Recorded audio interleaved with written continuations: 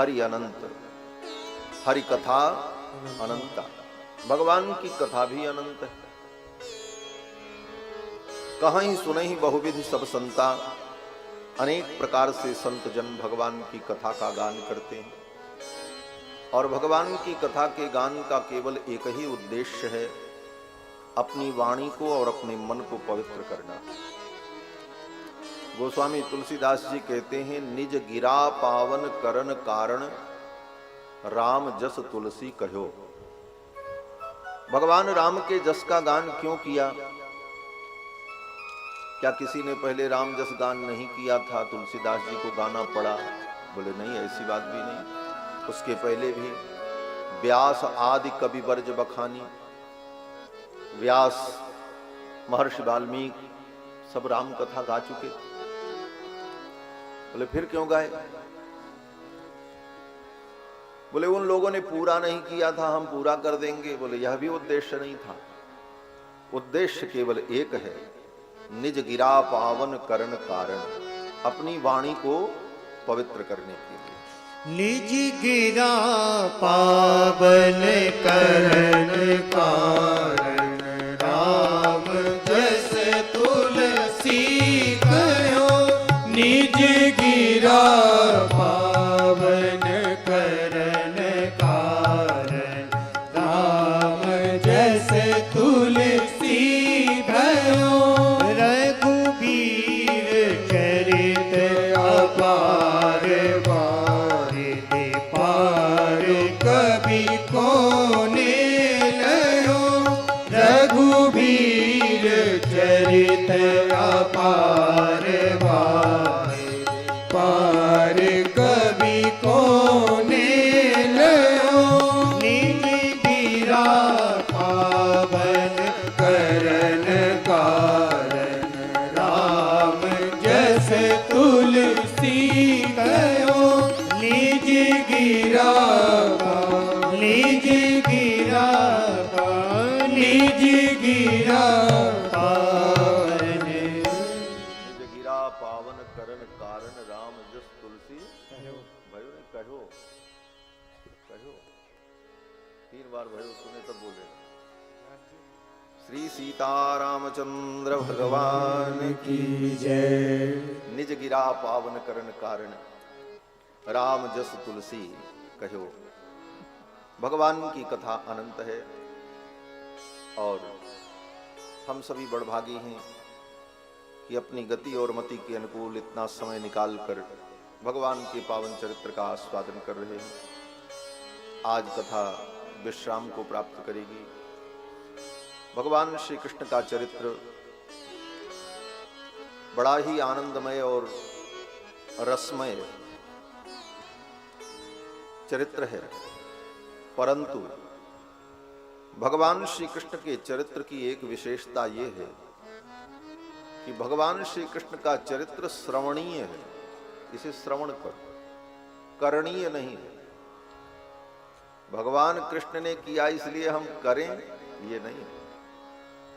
भगवान कृष्ण का चरित्र श्रवणीय है। इसे श्रवण करके आनंद का अनुभव करो, अंतःकरण को पवित्र करो, चित्त को पवित्र करो। करो मत।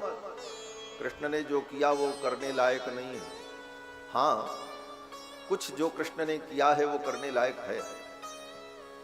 भगवान कृष्ण वेदादि शास्त्र का अध्ययन करते हैं, संध्या वंदन करते हैं, अग्निहोत्र करते हैं, श्रेष्ठ जनों का आदर समादर करते हैं, वह सब करणीय है। परंतु भगवान कृष्ण का बहुत सा ऐसा चरित्र है जो अनुकरणीय नहीं है। ईश्वराणाम वचः सत्यम तथैवाचरितम क्वचित। सुखदेव जी कहते हैं भगवान कृष्ण का चरित्र कहीं कहीं अनुकरणीय है। कृष्ण की वाणी अनुकरणीय है। उन्होंने जो कहा है वो करणीय है। भगवान कृष्ण ने क्या कहा? बोले गीता में उन्होंने जो कहा वो करो। श्रीमद् भागवत के 11 स्कंद में उद्धव को भगवान ने जो उपदेश दिया वो जीवन में करो, लेकिन भगवान कृष्ण ने जो किया वो मत करो। क्यों? बोले कृष्ण भगवान ने तो रासलीला की, करो रास लीला तो पड़े लाठी फिर। भगवान कृष्ण ने काली नाग के फण पर पैर रखा, आप रखो, बोले काट खाएगा मर जाओगे। भगवान श्याम सुंदर ने पूतना के स्तन में लगे हुए कालकूट विष को पिया। आप भी कृष्ण की नकल करके अगर विष पियो तो कालकूट विष तो पहली बात मिलेगा ही नहीं। हाँ मिलेगा क्या, बोले सल्फास की गोली मिलेगी, अगर खा लो बच जाओ तो फिर देखो। तो भगवान श्री कृष्ण का चरित्र श्रवणीय है, सुन करके हम आनंद का अनुभव करें और इन चरित्रों को सुन करके हमारा मन चित्त भगवान में लगे, यही उद्देश्य है। कल की कथा में आपने श्रवण किया, भगवान ने मथुरा में आकर कंस का वध किया, कंस को मारा और महाराज उग्रसेन को मथुरा का राजा बनाया। मथुरा आने पर अपने माता पिता देवकी वसुदेव से भगवान कृष्ण और बलराम मिले। जब श्री नंद बाबा को ये पता चला कि ये वसुदेव जी के पुत्र हैं, तो श्री नंद बाबा के पैरों के नीचे से धरती खसक गई। 10 साल जिसे पाला पोसा प्यार दिया स्नेह दिया, और अब ये अपने माता पिता के पास रहेंगे। नंद बाबा तो अपने आप को भी भूल गए, मैं क्या करूं। इस बात का दुख नहीं कि ये वसुदेव जी के पुत्र हैं, दुख इस बात का हुआ कि अब ये हमारे पास नहीं रहेंगे, अब अपने माता पिता के पास रहेंगे। नंद बाबा बड़े व्यथित हुए, गोप ग्वाल बाल भी उदास हो गए। अब कृष्ण यहीं रहेंगे मथुरा में, अब हमारे गोकुल नंदगांव ये नहीं चलेंगे। ब्रजवासी बड़े दुखी हुए, तो भगवान श्याम सुंदर ने नंद बाबा को समझाया। भगवान श्याम सुंदर कृष्णचंद्र ने कहा, बाबा आप ही मेरे पिता हो और मेरी मैया तो यशोदा ही है। ये लोग कहते हैं कि मैं वसुदेव जी का पुत्र हूं, देवकी का पुत्र हूं, लेकिन बाबा मुझे नहीं लगता कि मैं इनका पुत्र हूं, मैं तो आपका ही पुत्र हूं। ऐसे विश्रंभक वाक्य, विश्रंभक वाक्य का मतलब होता है विश्वास उत्पन्न करने वाले वाक्य। ऐसे वाक्यों के द्वारा भगवान ने नंद बाबा को ढाढ़स बधाया, कहा बाबा आप ही मेरे पिता हो। और ऐसे भी स पिता साच जननी यौ पुष्णीताम स्वपुत्रवत, वही माता होता है, माता होती है, वही पिता होता है जो पुत्र के समान पालन पोषण करता है। आपने हमारा पालन पोषण किया, आप ही मेरे पिता हो, लेकिन मुझे मथुरा में रहकर बहुत सारे कार्य करने हैं और मैं आऊंगा, आप चिंता मत करना, आप दुखी मत होना, मैं आऊंगा। आप गोप ग्वाल बालों को लेकर के वृंदावन पधारो और मैं यहां का कार्य पूर्ण करके अति शीघ्र आऊंगा, आपके चरणों में वंदन करूंगा। मेरी मैया से कह देना मेरे जो खिलौने हैं उनको सुरक्षित रखेंगी, मेरी बांसुरी को छिपा करके रखेगी, कहीं राधिका मेरी बांसुरी चुरा न ले जाए। ऐसे ऐसे वचन भगवान बोले कि नंद बाबा तो और बेहुबल होने लगे। लेकिन विधि का विधान यही था। भगवान अत्यंत कोमल भी हैं और अत्यंत कठोर भी। भगवान का स्वभाव अत्यंत मृदु भी है और अत्यंत कठोर भी। आज भगवान इतने कठोर हो गए, नंद बाबा को अनेक प्रकार के विश्रंभक वाक्यों को बोलकर विश्वास दिला करके नंद बाबा को और परिजनों को भगवान ने विदा किया। अत्यंत खिन्न मन से, व्यथित मन से, उदास यशोदा रानी ने पूछा मेरा लाला कहां है। नंद बाबा ने जब सारी बात बताई तो यशोदा रानी ने नंद बाबा के कंचुक को, उनके वस्त्र को पकड़ लिया और कहा मेरे कृष्ण को कहां छोड़ करके आए। मेरे कृष्ण को तुमने कहां भेज दिया। ये सब कह करके यशोदा रानी बहुत रुदन करती हैं, लेकिन भगवान ने उनको ये सामर्थ्य भी दिया कि इस वियोग के दुख को सहन कर सके। वियोग जन्य तीव्र ताप को सहन करने का सामर्थ्य भी भगवान की ही कृपा से प्राप्त होता है। भगवान अगर वियोग प्रदान करते हैं अपना, तो अपने उस वियोग को सहन का सामर्थ्य भी भगवान ही देते हैं। और यह वियोग भगवान अपने विशेष भक्तों को ही देते हैं। क्यों? बोले वियोग में भक्त निरंतर भगवान का स्मरण करता रहता है। संयोग में तो भगवान का उतना स्मरण नहीं होता, लेकिन वियोग में पल पल भगवान का स्मरण होता है। और भक्त मेरा स्मरण करता रहे, निरंतर उसके हृदय में मेरी स्मृति बनी रहे, इसलिए भगवान अपने उन परम प्रेमी भक्तों को अपना वियोग प्रदान करते हैं। गोपांगनाओं को भी वियोग प्राप्त हुआ, ब्रजवासियों को, उन प्रेमी भक्तों को भगवान ने वियोग प्रदान किया। और ऐसे भी साहित्य शास्त्र का सिद्धांत है कि श्रृंगार रस जो है, इसके दो पक्ष हैं, एक संयोग और दूसरा विप्रलंब। संयोग का मतलब मिलन और विप्रलंब का मतलब वियोग।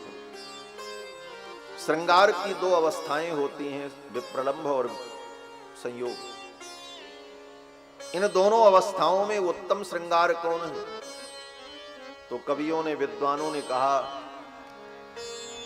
कि संयोग श्रृंगार की अपेक्षा विप्रलंब श्रृंगार, वियोग श्रृंगार ही सर्वोत्कृष्ट है। क्यों? तो आचार्य जन कहते हैं कि संगम विरह विकल्पे बरमिह विरहो। अगर किसी प्रेमी से ये कहा जाए कि तुम अपने प्रियतम का वियोग चाहते हो कि संयोग चाहते हो, तो अगर सच्चा प्रेमी होगा तो इस विकल्प में वो वियोग को ही चुनेगा। संगम विरह विकल्पे बरमिह विरहो न संगमस्तस्या। संगम, संयोग, वह वियोग का कभी भी वियोग की बराबरी नहीं कर सकता। वियोग में हर क्षण प्रियतम का स्मरण होता है। और वियोग का एक सकारात्मक पक्ष यह भी है कि वियोग में मिलने की एक आशा होती है, और वह आशा व्यक्ति को जीवित रखती है, मिलेंगे। इस पर एक ग्रंथ ही लिखा है श्री सुदर्शन सिंह चक्र जी ने, जो कि गीता प्रेस के संपादक भी रहे और बहुत अच्छे लेखक थे। उन्होंने एक ग्रंथ लिखा है, वे फिर मिलेंगे, ग्रंथ का नाम। और ब्रजवासियों को यही जीवन आधार मिला कि वे फिर मिलेंगे, कृष्ण फिर मिलेंगे, और ये मिलन की आशा ही उनको जीवित रखती है। तो वियोग श्रृंगार में प्रियतम के मिलन की आशा होती है, इसलिए सुख होता है, मिलेंगे मिलेंगे। और मिलन में, बोले मिलन में सुख क्षणिक होता है, लेकिन भय दीर्घकालिक होता है। भय क्या होता है? बोले हम मिले हैं, अब बिछुड़ जाएंगे। मिलन में वियोग का, संभावी वियोग का भय होता है, और वियोग में संभावी संयोग का सुख होता है। इस कारण से साहित्य के विद्वानों ने वियोग श्रृंगार को सर्वोत्कृष्ट श्रृंगार माना।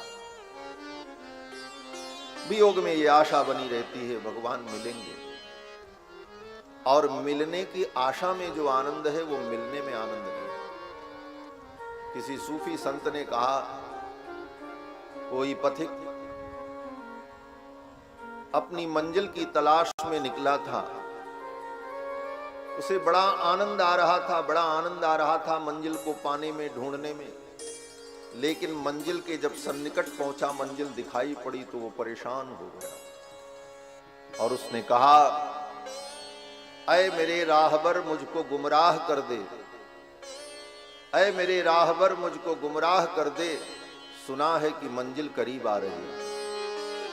मंजिल अगर करीब आ गई तो फिर ढूंढने का आनंद ही समाप्त हो जाएगा। बिंदु जी भी कहते हैं कि भगवान को ढूंढने में जो मजा है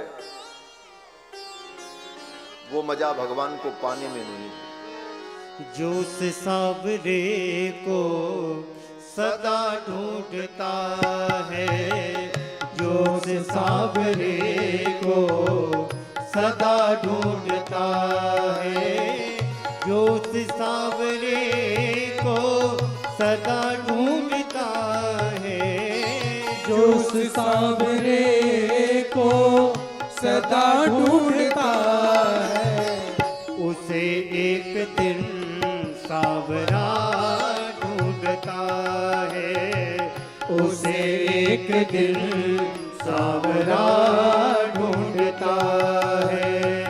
जिसे ढूंढने का अमल पड़ चुका है, जिसे ढूंढने का अमल पड़ गया है, वो इस ढूंढने में मजा ढूंढता है, वो इस ढूंढने में मजा ढूंढता है। ये पंक्ति बड़ी गंभीर पंक्ति है बिंदु जी की,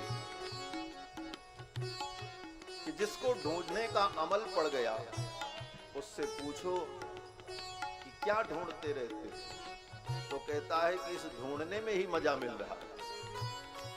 मिल जाएगा तो मजा नहीं है, ढूंढने में ही मजा है। वो इस ढूंढने में मजा ढूंढता है, वो इस ढूंढने में मजा ढूंढता है। अरे दिल जिसे कुल जहां ढूंढता है, अरे दिल जिसे कल जहां ढूंढता है, वो तुझ में है फिर तू कहाँ ढूंढता है, वो तुझ में है फिर तू कहाँ ढूंढता है। जो से सांवरे को सदा ढूंढता है, जो से सांवरे को सदा ढूंढता है। मिला उसका वो दिल मिला ढूंढता है, मिला उसका वो दिल मिला ढूंढता है, मिला उसका वो दिल मिला ढूंढता है, मिला उसका वो दिल मिला ढूंढता है। जुदा उससे है जो जुदा ढूंढता है, जुदा उससे है जो जुदा ढूंढता है, जुदा उससे है जो जुदा ढूंढता है, जुदा उससे है जो जुदा ढूंढता है। जो से सांवरे को सदा ढूंढता है, जो उस सांवरे को सदा ढूंढता है। ये ना पूछो पूछो, ये ना पूछो पूछो, ये ना पूछो पतित बिंदु क्या ढूंढता है, न पूछो पतित बिंदु क्या ढूंढता है। पतित बंधु जी का पता ढूंढता है, पतित बंधु जी का पता ढूंढता है। पतित बंधु जी का पता ढूंढता है, पतित बंधु जी का पता ढूंढता है। जो से सांवरे को सदा ढूंढता ढूंढता है, जो उस सांवरे को सदा ढूंढता है, जो उस सांवरे को सदा ढूंढता है, सदा ढूंढता है, सदा ढूंढता है। भगवान को पाने की जो लालसा है, ये लालसा ही जीवन को आनंदमय बना देती है, भक्तों के जीवन को रस से भर देती है। इसलिए भगवान अपने भक्तों को अपना वियोग प्रदान करते हैं। अब भगवान मथुरा में रहने लगे अपने माता पिता देवकी वसुदेव के साथ। यहां मथुरा में भगवान का यज्ञोपवीत संस्कार हुआ और यज्ञोपवीत संस्कार के बाद भगवान गुरुकुल में वेद पढ़ने गए। ब्राह्मण, क्षत्रिय और वैश्य 3 वर्ण के लोगों का यज्ञोपवीत संस्कार होता है और यज्ञोपवीत संस्कार के बाद गुरुकुल में जाकर के वेद का अध्ययन करना, ये ब्राह्मण, क्षत्रिय, वैश्य तीनों वर्ण का धर्म है। और यज्ञोपवीत का काल विहित है। ब्राह्मण का यज्ञोपवीत संस्कार 16 वर्ष की अवस्था के पहले हो जाना चाहिए। अगर ब्राह्मण बालक 16 वर्ष से ज्यादा हो गया और उसका यज्ञोपवीत नहीं हुआ तो वह ब्राह्मण पतित हो जाता है, ब्रात्य हो जाता, उसकी संज्ञा ब्रात्य होती है। उस ब्राह्मण को जो कन्यादान करे उसको भी पाप लगता है, उसको किसी भी वैदिक कर्म का अधिकार नहीं रह जाता। इसी प्रकार क्षत्रिय को भी 20 वर्ष के पहले अगर क्षत्रिय बालक का यज्ञोपवीत संस्कार नहीं हुआ तो वह क्षत्रिय पतित हो जाता है, उसका क्षत्रियत्व नष्ट हो जाता है और उसे भी किसी वैदिक कर्म का अधिकार नहीं होता, वह भी ब्रात्य हो जाता है। और वैश्य के लिए 24 वर्ष की अवधि शास्त्र ने कही है। अगर 24 वर्ष तक उसका यज्ञोपवीत नहीं हुआ, 25वें वर्ष में प्रवेश हो गया तो वह वैश्य भी पतित हो जाता है, ब्रात्य हो जाता है। इसलिए समय पर यज्ञोपवीत संस्कार संपन्न हो जाए तो उसका ब्राह्मणत्व, क्षत्रियत्व, वैश्यत्व सुरक्षित रहता है। आजकल तो यज्ञोपवीत होना तो दूर की बात है, यज्ञोपवीत कंधे पर धारण भी लोग नहीं करते। ये पतन है समाज का। और होता भी है तो क्या बोले, विवाह में गणेश जी को स्पर्श करा करके कलश को छुआ करके जनेऊ पहना दिया, बोले हो गया जनेऊ। और एक पाखंड और फैला हुआ है, बोले हमारे यहाँ जनेऊ कहाँ होता, बोले विंध्याचल में होता है, हरिराम मैरवा में होता है, फला जगह होता है। और इस मूर्खतापूर्ण परंपरा का निर्वाह करने के चक्कर में वहां ले जाते हैं और परिणाम क्या होता है, बोले वहां पंडा जी तो देवी के मंदिर में पानी में देवी के चरणों में उस माला को, यज्ञोपवीत को स्पर्श करा करके ला करके पहना देते हैं, दक्षिणा ले लेते, बोले हो गया जनेऊ जाओ। ये पाखंड चल रहा है। यज्ञोपवीत संस्कार का विधान है, विवाह से पूर्व का यह संस्कार है और विधि पूर्वक मंडप का निर्माण करके और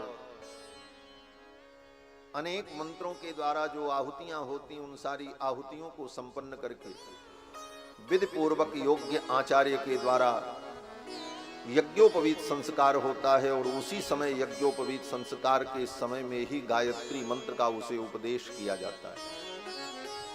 जिसका यज्ञोपवीत संस्कार होता है उसी को गायत्री मंत्र का अधिकार होता है, क्योंकि उसी समय गायत्री मंत्र का उपदेश देने का शास्त्र विधान करता है।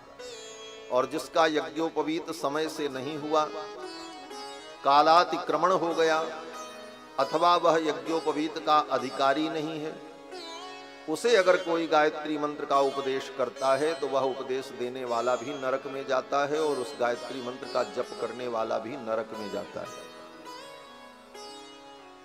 आजकल एक संस्था है गायत्री परिवार, गली गली सबको गायत्री मंत्र ही बांट रही।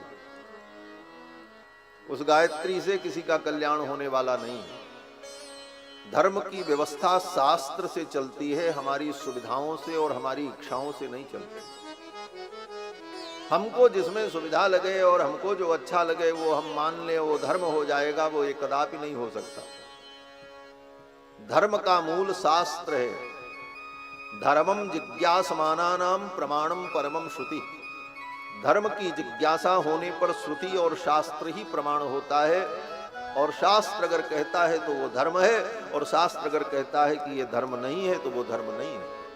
आप मानते रहो, आपके मानने से कुछ होने वाला नहीं। धर्म एक अलौकिक चीज है, परोक्ष है, और जो अलौकिक और परोक्ष हो उसमें प्रत्यक्ष और अनुमान प्रमाण के द्वारा बोध नहीं होता। जो चीजें आंखों से दिखती हैं, हमारी इंद्रियों के अनुभव का विषय बनती हैं, वो तो प्रत्यक्ष है, उसमें किसी प्रमाण की आवश्यकता नहीं। खेत में धान लगा है, अब ये धान है, ये कहने के लिए कोई प्रमाण की जरूरत नहीं। आप देख लें, आप कहेंगे हाँ ये धान है। क्यों? बोले प्रत्यक्ष इंद्रियों से आपने उसका ज्ञान प्राप्त कर लिया। कहीं पर प्रत्यक्ष न हुआ तो अनुमान से भी ज्ञान हो जाता है। जैसे नदी के उस पार जंगल में आग लग गई, धुआं निकल रहा है, लेकिन आग की ज्वाला नहीं दिखाई पड़ रही, केवल धुआं उठता हुआ दिख रहा है। अग्नि की लाल रंग की ज्वाला जो है वो दिखाई नहीं पड़ रही, केवल धुआं दिख रहा है, और घनघोर जंगल में धुआं निकल रहा है कहीं से। तो उस धुएं को देखकर आप अनुमान कर सकते हैं। क्या अनुमान? बोले जहां जहां धुआं होता है वहां वहां आग होती है। यत्र यत्र धूमस तत्र तत्र अग्नि इति साहचर्य नियमो व्याप्ति। ये साहचर्य नियम है, जहां जहां धुआं होगा वहां वहां आग होगी। लेकिन इसको उलट करके अगर आप प्रयोग करो तो आपका अनुमान गलत हो जाएगा। अगर कोई कहे जहां जहां आग होगी वहां वहां धुआं होगा, बोले ये प्रामाणिक नहीं है। जहां जहां आग होगी वहां वहां धुआं होगा, ये जरूरी नहीं है। कहीं पर आग होगी लेकिन धुआं नहीं भी होगा। कैसे? बोले जैसे आपके घर में ही गैस का चूल्हा जलता तो कहां धुआं होता। एक लोहे की राड को आग में गर्म कर दें, वो लोहे की राड लाल हो जाए और उसको ला करके बाहर रख दें, वो अग्नि। तो आपका ये अनुमान आपके ज्ञान में प्रमाण है, और आपका ज्ञान सही ज्ञान है। आप चैलेंज से कह सकते हैं कि हाँ वहां पर आग लगी हुई है, क्योंकि धुआं दिख रहा है। लेकिन जिस वस्तु को आंख से देख नहीं सकते उसका प्रत्यक्ष भी नहीं होगा, अनुमान भी नहीं होगा। वो क्या है? बोले वो परमात्मा, परलोक, पाप, पुण्य, ये दिखाई नहीं पड़ता। अधर्म, धर्म, ये इंद्रियों का विषय नहीं है। तो ऐसे अतीन्द्रिय पदार्थ जो हैं, जो परोक्ष हैं, जो प्रत्यक्ष नहीं है, उनके ज्ञान में न हमारी इंद्रियां कारण बनती हैं और न अनुमान कारण बनता है। उसमें शब्द प्रमाण ही एकमात्र प्रमाण होता है, और शब्द प्रमाण के आधार पर ही हम उसे मानते हैं। इसलिए शब्द प्रमाण को सर्वोपरि प्रमाण माना गया, और विशेष करके अतीन्द्रिय विषयों में शब्द प्रमाण होता है।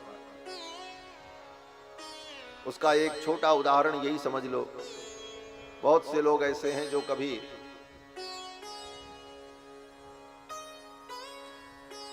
इजराइल और फिलिस्तीन नहीं गए होंगे, लेकिन यहां बैठे बैठे उनको ज्ञान है कि वहां लड़ाई हो रही है। आपने प्रत्यक्ष नहीं देखा, और वहां जो गोला बारूद दगा वो भी आपको सुनाई नहीं पड़ा, कोई धुआं नहीं देखा आपने। फिर आप कैसे कह सकते वहां युद्ध हो रहा है? बोले शब्द प्रमाण से। शब्द प्रमाण क्या है? बोले समाचार के माध्यम से, मीडिया के माध्यम से, शब्द के द्वारा आपको ज्ञान हुआ। पत्रकार ने और समाचार वाचक ने आपको बताया, तो उस शब्द से आपको जो ज्ञान हुआ ये शाब्दिक ज्ञान है, शब्द से उत्पन्न होने वाला है। लेकिन शाब्दिक ज्ञान में बोलने वाले व्यक्ति की आपतता पर, उसकी सत्य वक्तृता पर प्रामाणिकता होती है। अगर बोलने वाला सत्य वक्ता है तो उसकी वाणी प्रमाण होगी, उसके शब्द प्रमाण होंगे।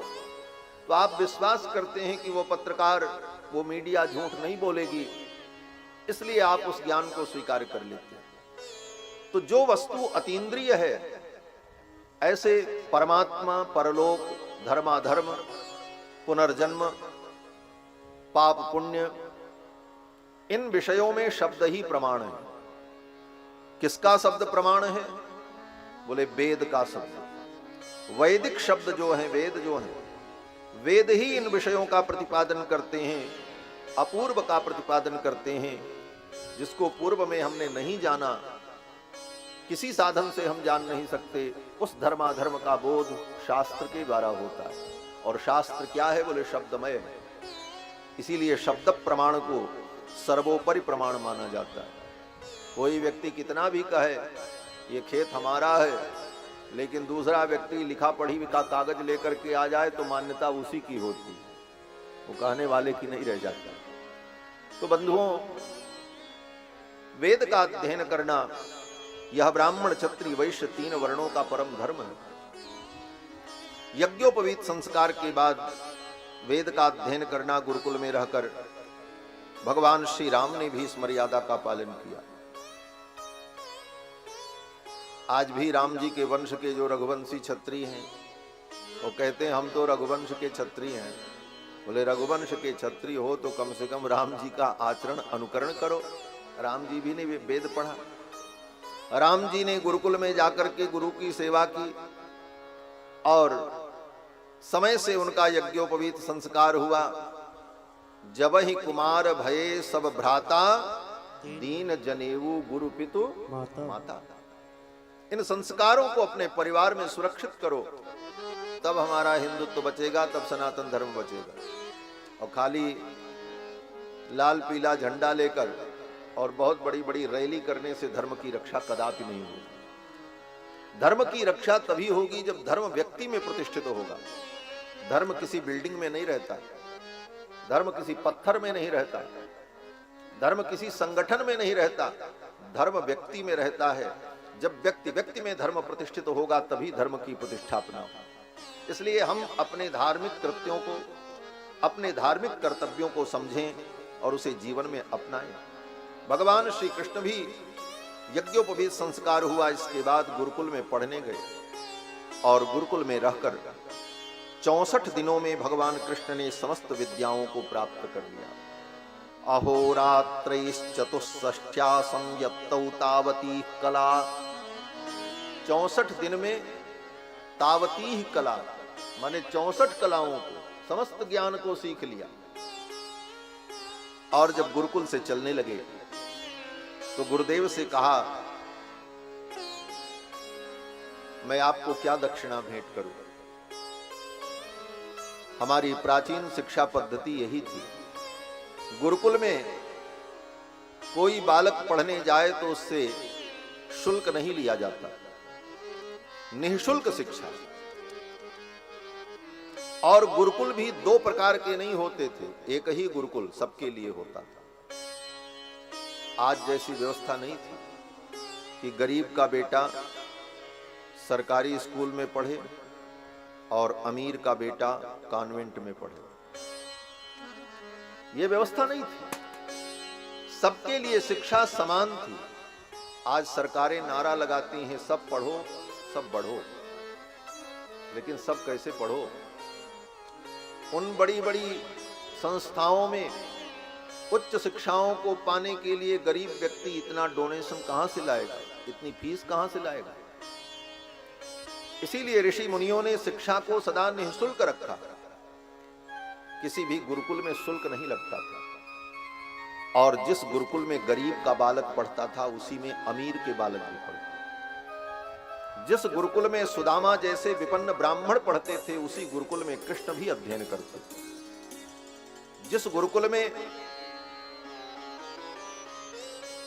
साधारण बालक ब्राह्मण पढ़ते थे, उसी गुरुकुल में चक्रवर्ती सम्राट के पुत्र भगवान श्री राम, लक्ष्मण, भरत, शत्रुघ्न पढ़ते थे। उनके लिए कोई स्पेशल व्यवस्था नहीं, पढ़ाने वाले गुरु भी वही थे, और गरीब के बच्चे से भी कोई शुल्क नहीं लिया जाता था, और अमीर व्यक्ति के से भी कोई शुल्क नहीं लिया जाता। बोले तो फिर गुरुकुल चलता कैसे था? गुरुजी की व्यवस्था कैसे होती थी? गुरुजी दिन भर पढ़ाते रहेंगे, खेती करेंगे नहीं, दुकान करेंगे नहीं, व्यापार करेंगे नहीं, तो उनका घर कैसे चलेगा? और गुरुकुल में रहने वाले बच्चों का पेट कैसे भरेगा? बोले तो उसका एक उपाय था कि बच्चे जाकर के भिक्षा मांगते थे। भिक्षा मांग करके बच्चे ले आते थे, और उसी भिक्षा से गुरुजी का भी पोषण होता था और बच्चों का भी पोषण होता। इसीलिए आज भी उस परंपरा का हम अनुकरण करते हैं। जब यज्ञोपवीत संस्कार होता है तो यज्ञोपवीत संस्कार में बालक भिक्षा मांगता है, दंड कमंडल लेकर के बालक अपनी मां से भिक्षा मांगता है, भवति भिक्षाम दे। फिर माताएं, गांव की बहुएं जो भी रहती हैं, सब उस बालक को, ब्रह्मचारी को भिक्षा देती। अब तो केवल वो रस्म रह गई, लेकिन यथार्थ में वो नियम है। गुरुकुल में पढ़ने जब जाए तो उस दिन से जब तक वो गुरुकुल में रहे, रोज उसे इसी प्रकार भिक्षा मांग करके लाना है और गुरुजी को समर्पित करना है।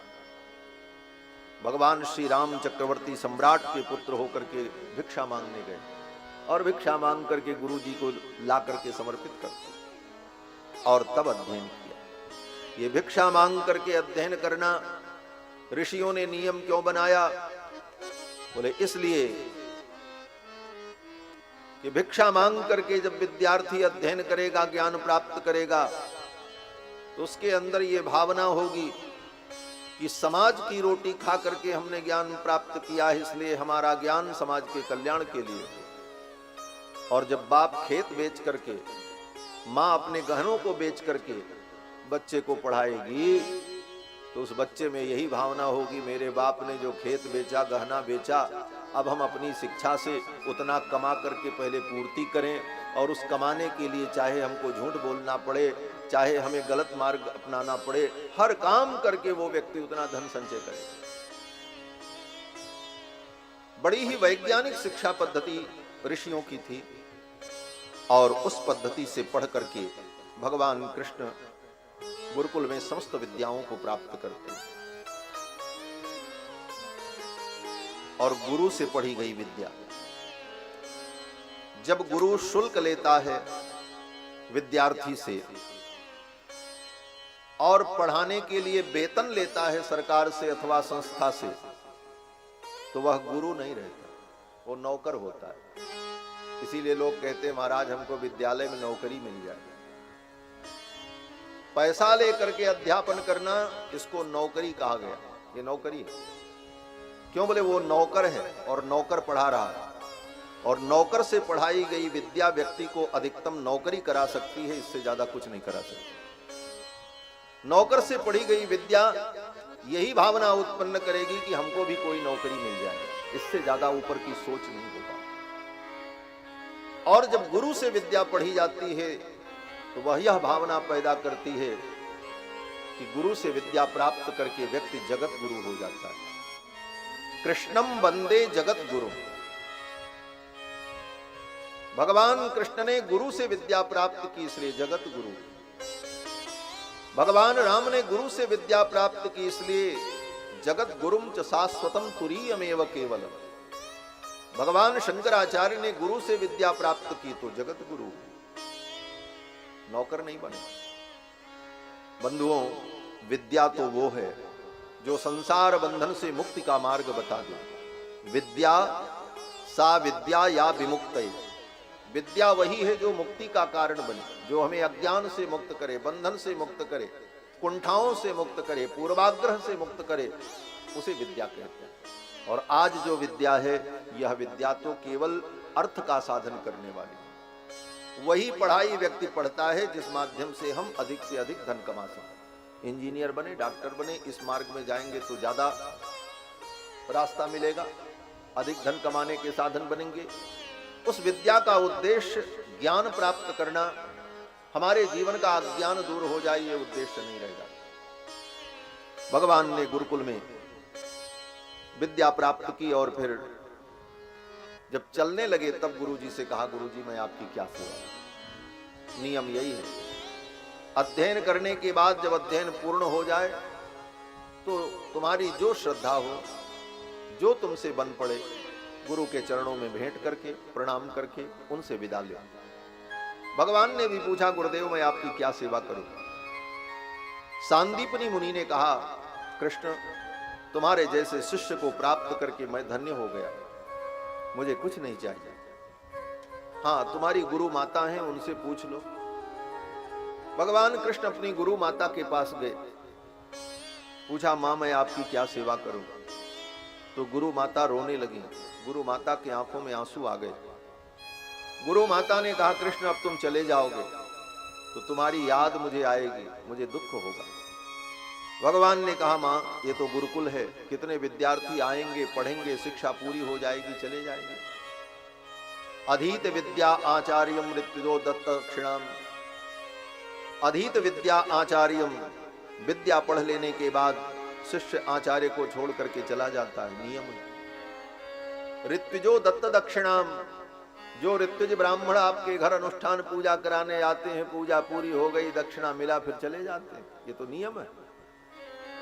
मैं भी जाऊंगा और कितने विद्यार्थी आएंगे और चले जाएंगे। तो आपका मेरे प्रति ये मोह ठीक नहीं है। गुरु माता ने कहा, बेटा सच्ची बात यह है कि मेरा पुत्र समुद्र में स्नान करने गया था और डूब करके मर गया, आज तक लौट करके नहीं है। मैं अपने पुत्र के वियोग में दुखी रहती थी, लेकिन जब से तुम आए गुरुकुल में, तुम्हें देखने के बाद मुझे पुत्र का कभी स्मरण नहीं हुआ, लेकिन अब चले जाओगे तो मुझे पुत्र की याद आएगी, बस यही कारण। इतना सुनते ही भगवान ने कहा, मां आप चिंता न करो, अगर ऐसी बात है तो आपके पुत्र को मैं आपकी गोद में ला करके दे करके तब यहां से जाऊंगा। ये भगवान की अति मानुष लीला है, जो मनुष्य के बस की बात नहीं। भगवान चल पड़े, समुद्र में पहुंचे, समुद्र से पूछा, मेरे आचार्य के पुत्र कहां हैं। समुद्र ने कहा, मेरे पास तो नहीं है। हां, मेरे जल के अंदर, समुद्र के अंदर एक असुर रहता है जिसका नाम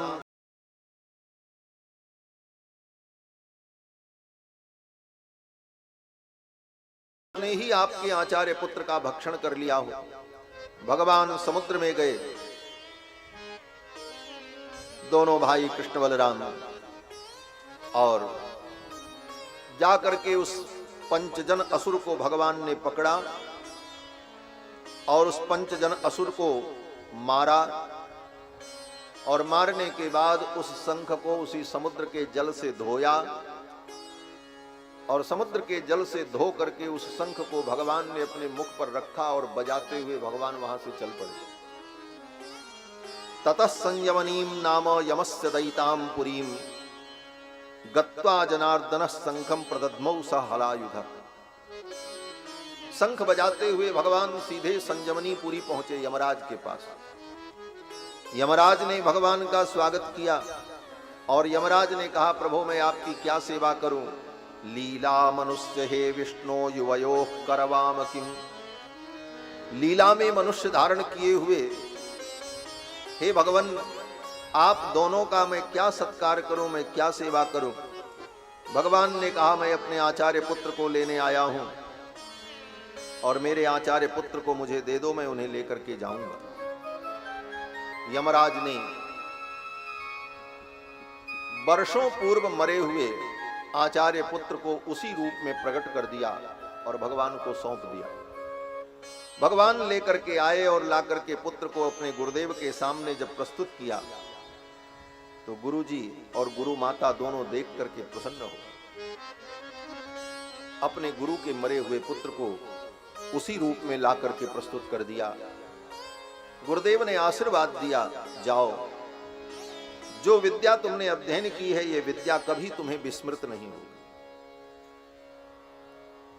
आयातयाम नहीं होगी। ये विद्या सदा बनी रहेगी, यातयाम नहीं होगी, अयातयाम विद्या होगी। अयातयाम विद्या का मतलब आज जो विद्या आपने पढ़ी वो जीवन पर्यंत, मरण पर्यंत आपकी बुद्धि में सुरक्षित रहे, इसका नाम होता है अयातयाम।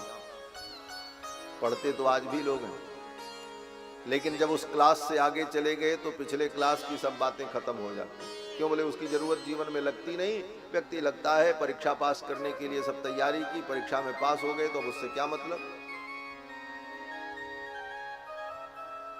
और गुरु का आशीर्वाद हो तो विद्या मरण पर्यंत कभी विस्मृत नहीं होती, और मरणोपरांत भी अगले जन्म में वो विद्या उसी रूप में उसे प्राप्त हो जाती है।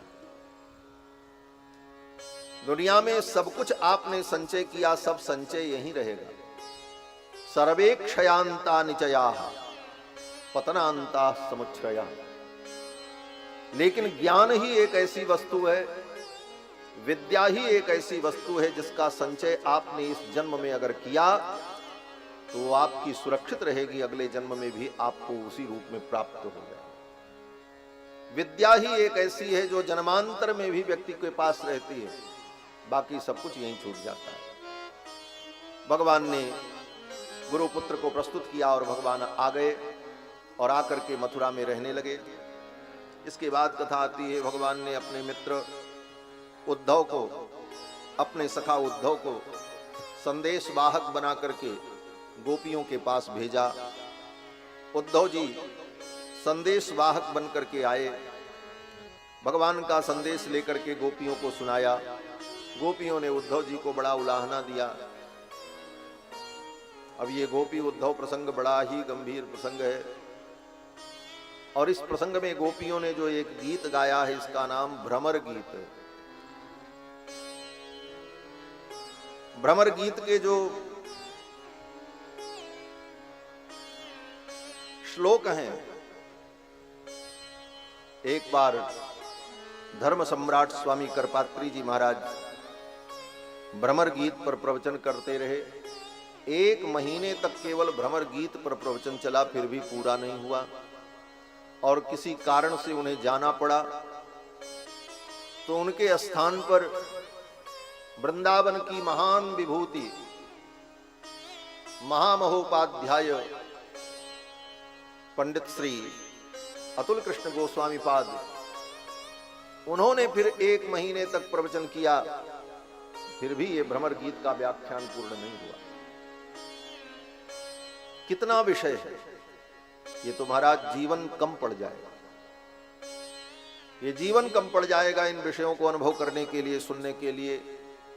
लेकिन फिर भी जितना हम सुन लें, जितना प्राप्त कर लें, वो हमारा भाग्य होगा। भ्रमर गीत में गोपियों ने उद्धव जी को बहुत उलाहना दिया, भगवान कृष्ण को बहुत खरी खोटी सुनाई। जब कृष्ण भगवान को बहुत खरी खोटी सुनाई, सुनते सुनते उद्धव जी थक गए। उद्धव जी से रहा नहीं गया। उद्धव जी ने कहा, जब कृष्ण से तुम्हें इतना कष्ट है, कृष्ण कपटी है, कृष्ण छलिया है, कृष्ण धोखेबाज है, कृष्ण स्वार्थी है, क्या आरोप नहीं लगाया गोपियों ने भगवान के ऊपर? सब कहा। उद्धव जी सुनते रहे। अंत में उद्धव जी ने कहा, जब कृष्ण से तुम्हें इतनी परेशानी है तो कृष्ण की चर्चा भी बंद कर दो। क्यों कृष्ण की चर्चा करते? तो उसी भ्रमर गीत में गोपियों ने एक बड़ी अद्भुत बात कही। गोपियों ने कहा, उद्धव कृष्ण हमें छोड़ करके चले गए, कोई बात नहीं, कृष्ण कभी हमको न मिले, कोई बात नहीं, कृष्ण ने जो किया हमारे साथ अच्छा किया। और रही बात कृष्ण के चरित्र की, तो उद्धव ये कृष्ण का जो चरित्र है इसे हम नहीं छोड़ सकते। क्यों? गोपियां कहती हैं कि यदनुचरित लीला कर्ण पीयूष विप्रुट, कृष्ण के चरित्र की एक बूंद, यदनुचरित लीला कर्ण पीयूष विप्रुट, कृष्ण के चरितामृत की एक बूंद अगर कान में पड़ जाए तो उद्धव उसका परिणाम जानते हो क्या होता है? उद्धव ने कहा, क्या होता है? तो गोपियों ने कहा सकृतन विधूत द्वंद्व धर्मा विनष्टाः। कृष्ण की कथा की एक बूंद अगर कान में पड़ जाए तो व्यक्ति के जीवन का जो द्वंद्व है वो समाप्त हो जाता है। अवसाद विषाद संवाद परिवादादि जितने द्वंद्व हैं वो द्वंद्व जीवन से चले जाते हैं और वह व्यक्ति कृष्ण प्रेमी हो जाता है। ये कथा ही कृष्ण से प्रेम करना सिखाती है, कथा ही भगवान से प्रेम करना सिखाती है। इस कथा ने ही तो कृष्ण से प्रेम करना सिखाया, तो इस कथा को तो हम नहीं छोड़ सकती। कृष्ण भले चले जाएं लेकिन कथा का हम त्याग नहीं कर सकती। गोपियों ने कहा कि दुस्त्यजस तत्कथार्थ, कृष्ण की कथा जो है वो दुस्त्यज है, कृष्ण की कथा को नहीं छोड़ा जा सकता। उद्धव, इस कथा ने ही तो हमको बावरी बना दिया और ला करके इस मुकाम पर खड़ा कर दिया। वृंदावन के भक्त कहते हैं बड़े भाव से कि इन गोपियों ने श्राप दिया। किसको श्राप दिया? बोले कथावाचकों को श्राप दिया गोपियों ने। ये जितने कथावाचक हैं ना, ये सब को गोपियों का श्राप लगा हुआ है। क्या श्राप दिया गोपियों ने? बोले कथावाचकों, कृष्ण की महिमा राम की महिमा बता बता करके तुम दुनिया को कृष्ण प्रेमी भक्त बना देते हो, फिर उनके जीवन में क्या होता है तो वही जानते हैं। और जो कुछ किया है तुमने किया है, तुम्हारी कथा ने किया। तुमने कितने घर उजाड़े, कितने घर बर्बाद किए। इसलिए जाओ, मैं शाप देती हूं, जीवन भर तुमको चैन नहीं मिलेगा, पोथी लिए गांव गांव घूमते ही रहोगे। आज तक कथावाचकों को भी चैन नहीं। मानो गोपियों ने शाप दिया, कितने घर तुमने उजाड़े, कितनों के दीन धर्म छुड़ा दिए तुमने कृष्ण की महिमा बता बता करके। ये सब करने वाले तुम कथावाचक हो, तुमको भी कभी शांति नहीं मिलेगी। ऐसा ब्रज के भक्त कहते हैं कि मानो गोपियों ने कथा व्यासों को शाप दे दिया। ये कथा सुना सुना करके सबको कृष्ण में जोड़ देते हैं, कृष्ण का प्रेम सिखा देते हैं, फिर उनके जीवन में क्या बचता है? बोले केवल रोना ही और धोना। इसलिए मीरा कहती हैं कि जो मैं पहले जानती प्रेम किए दुख होए। मीरा जी यही कहती हैं, अगर मुझे पहले पता होता कि कृष्ण से प्रेम करने का परिणाम ये होगा, ये दुख होगा, ये रोना पड़ेगा, तो नगर ढिढोटा पीटती प्रेम करो जन होए। मैं तो नगर में ढिढोरा पिटवा देती कि देखो कृष्ण से कोई प्रेम करने ही मत। गोपियों ने बड़े सुंदर सुंदर भाव कहे हैं। उद्धव जी गोपियों की इन भावों को सुन करके भाव विभोर हो। और उद्धव जी आए थे गोपियों को समझाने के लिए, एक दिन वहां रुकेंगे फिर चले आएंगे मथुरा। वृंदावन से मथुरा की दूरी 12 किलोमीटर। उद्धव जी ने सोचा एक दिन में सब काम हो जाएगा, उनका संदेश दे देंगे, उनको समझा देंगे, कृष्ण की महिमा बता देंगे। लेकिन गोपियों के प्रेम को देखकर उद्धव का मन बदल गया। गए थे एक दिन के लिए और 6 महीने उद्धव वृंदावन में ही रुक गए।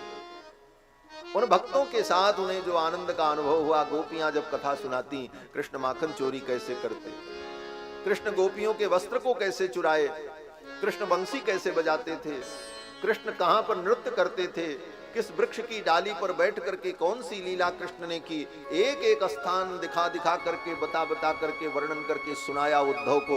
उद्धव 6 महीने तक वृंदावन में भगवान की लीलाओं को गोपियों के मुख से सुनते रहे। उन ललित लीलाओं को सुनकर के उद्धव जी का मन भाव से प्रेम से परिपूरित हो गया। 6 महीने बाद जब उद्धव जी लौट करके आए और मथुरा पहुंचे, भगवान कृष्ण के सन्निकट जब पहुंचे तो उद्धव की जो दशा थी, पांव कहीं के कहीं पड़ रहे थे, पीतांबर जमीन पर लथड़ा रहा था, पीतांबर की संहार नहीं थी, बाल खुले हुए थे, आंखों से अश्रुपात हो रहा था, शरीर में रोमांच हो रहा था।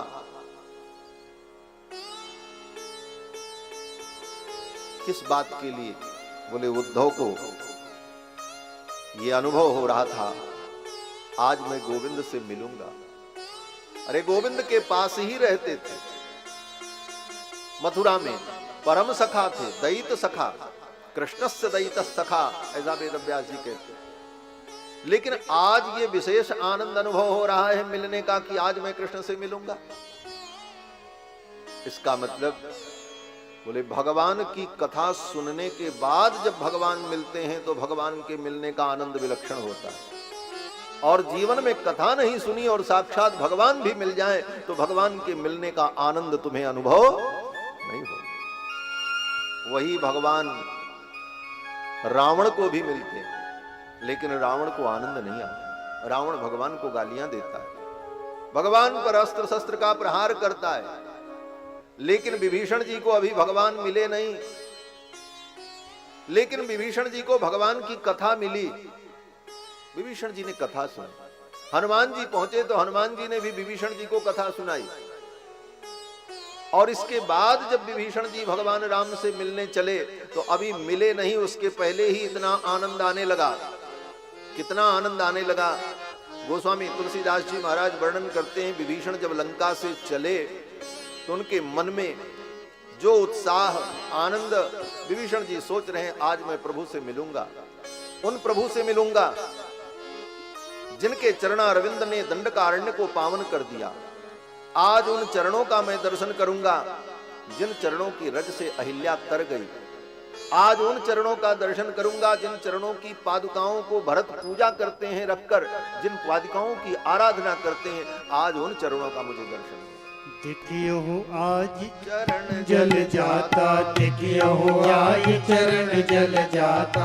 अरुण मृदुल सेवक सुख दाता, अरुण मृदुल सेवक सुख दाता। जे पद पर सितरी ऋषि नारी, जे पद पर सितरी ऋषि नारी। दंडक कानन पावनकारी, दंडक कानन पावनकारी। जे पद जनक सुता उर लाए, जे पद जनक सुता उर लाए। कपट कुरंग संग धर धाये, कपट कुरंग संग धर धाये। हर उर सर सरोज पद जेई, हर उर सर सरोज पद जेई। अहो भाग्य में दिखियो तेई, अहो भाग्य में दिखियो तेई। जिन पायन के पाकने भरत रहे मन लाए, जिन पायन के पादुकने भरत रहे मन लाई। ते पद आज बिलोकियो इन नैनन अब जाय, ते पद आज बिलोकियो इन नैनन अब जाय। हाँ इन नैनन अब जाय, हाँ इन नैनन अब जाय। विभीषण को इतना आनंद आ रहा है कि आज भगवान के उन चरणों का दर्शन करूंगा। कितना उत्साह है। यही उत्साह उद्धव जी के अंदर आ गया। क्यों बोले वृंदावन में रह करके भगवान के चरण की, भगवान के चरण रज की, भगवान के लीलाओं की महिमा को उद्धव जी ने जब गोपियों से सुना, कथा सुनी, तब उनके अंदर ये भाव प्रकट हो गया, भगवान के आज उन चरणों का दर्शन करूंगा जिन चरणों को गोपियां अपने हृदय में धारण करती हैं, और वह भी अपने हृदय में भगवान के चरण को धारण करने में डरती हैं। क्यों बोले हमारा हृदय कठोर है, भगवान के चरण कोमल हैं, इसलिए अपने हृदय पर मलय गिर चंदन को घिसकर, केसर कपूर कस्तूरी डालकर, परत दर परत अपने हृदय पर वक्ष पर चंदन का लेप लगा करके तब गोविंद के चरणों का ध्यान करती हैं। यत्ते सुजात चरणाम्बुरुहस्तनेषु भीतास्तनैः प्रियदधीमहि कर्कशेषु तेनाटवी मटसि तद्व्यथते न किंचित् कूर्पादिभिर्भ्रमति धीर भवदायुषान्नः। गोपियां गोपी गीत में इन भावों को प्रस्तुत करती हैं। उद्धव जी सोचने लगे आज मैं उन चरणों का दर्शन करूं जिन चरणों के महत्व को गोपियों ने जाना, जिन चरणों की शीतलता से गोपियों ने अपने हृदय के ताप को दूर किया, आज उन चरणों का मैं दर्शन प्राप्त करूं। इसलिए उद्धव तो पागल, आंखों से अश्रुपात हो रहा है, रोमांच हो रहा। उद्धव आए और जब आए तो उद्धव की इस दशा को देखकर भगवान बड़े प्रसन्न हुए। भगवान ने कहा उद्धव आओ, अब तो तुम्हारे साथ बहुत आनंद आएगा। उद्धव ने कहा भगवान अब मुझे कोई कामना नहीं रही, अब तो केवल एक इच्छा मेरी है। बोले क्या? बोले मुझे वृंदावन की लता बना दो, वृंदावन का वृक्ष बना दो, कदम्ब वृक्ष बना दो, लता बना दो, गुल्म बना दो। वृंदावन का पशु पक्षी भी मत बनाओ। क्यों? बोले पशु पक्षी तो उड़ के कहीं चले भी जाते हैं, पेड़ बेचारे कहां जाएंगे, जहां रहेंगे वहीं रहेंगे। उद्धव कहते हमको ब्रज का वृक्ष बना दो। आशा महो चरण रेणु जुसाम हम श्याम वृंदावने किमपि गुल्म लतौषधी नाम। क्यों? उद्धव कहते हैं या दुस्त्यजम स्वजन मार्य पथंच हित्वा भेजुर मुकुंद पदवीम श्रुतिभिर विमिद्या। जिन गोपांगनाओं ने अपने आर्य पथ को छोड़कर आपकी पदवी को प्राप्त किया, वो गोपांगनाएं आपके प्रेम में विह्वल होकर आपका गुणगान करती हुई वृंदावन की बीथियों में जब विचरण करेंगी तो उनके चरण की रज उड़ करके मेरे ऊपर पड़ जाएगी, मैं धन्य हो जाऊंगा। हमें तो वृंदावन का वृक्ष बना।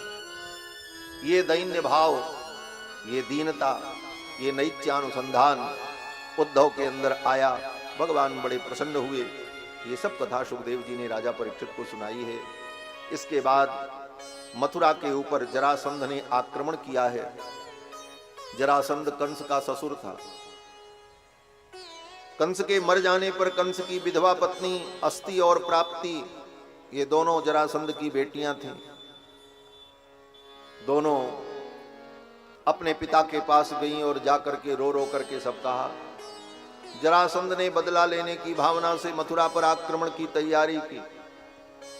जरासंध 17 अक्षौहिणी और 23 अक्षौहिणी सेना लेकर मथुरा के ऊपर आक्रमण की तैयारी कर रहा था। भगवान को पता चला। भगवान ने बलराम जी से कहा भैया अब तो बड़े बड़े युद्ध करने हैं और बड़े बड़े युद्ध में अस्त्र शस्त्र और रथ की जरूरत पड़ेगी। अभी तक भगवान ने जिन दुष्टों को मारा है, किसी को मारने के लिए भगवान ने अस्त्र शस्त्र का प्रयोग नहीं किया।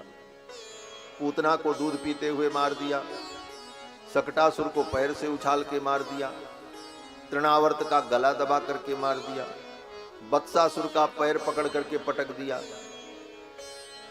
वृषभासुर की सींग को पकड़ करके पटक दिया, केशी नाम के दैत्य के मुख में भगवान ने अपना हाथ घुसेड़ दिया, उसकी श्वास अवरुद्ध हो गई, मर गया। कंस को भगवान ने उठा करके मंच से फेंका और छाती पर कूद गए, कंस मर गया। अभी तक भगवान ने किसी भी असुरों को मारने के लिए अस्त्र शस्त्र का प्रयोग नहीं किया, लेकिन अब आगे बड़े बड़े युद्धों में जरूरत पड़ेगी। इसलिए भगवान ने कहा बलराम जी से भैया अब सब व्यवस्था करनी है। बोले कहां से व्यवस्था होगी? भगवान ने कहा अभी मैं सब कुछ व्यवस्थित करता हूं। भगवान कृष्ण ने आंख बंद की और ध्यान किया। एवं ध्यायति गोविंद आकाशात सूर्य वर्चसौ। भगवान ने संकल्प किया, ध्यान किया, उसी समय आकाश से 2 रथ प्रकट हुए। एक रथ का नाम गरुणध्वज और दूसरे रथ का नाम तालध्वज।